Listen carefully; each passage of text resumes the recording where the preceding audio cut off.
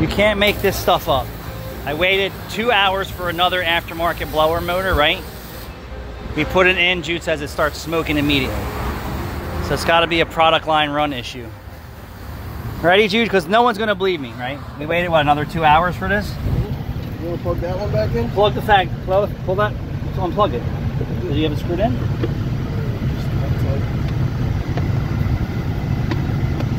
People will never believe me. Oh, how about that? That wheel has a chip in it. Other side. Here's the second one, right? The second one.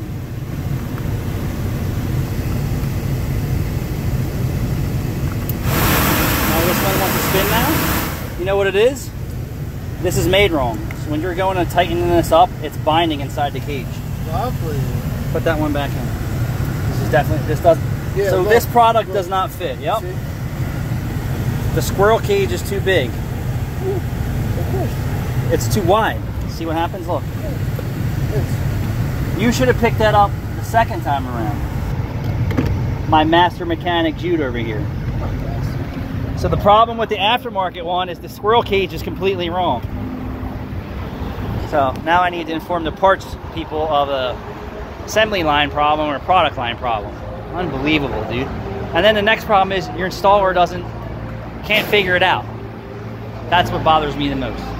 Can't figure out why. That's why I'm the boss and I'm the master.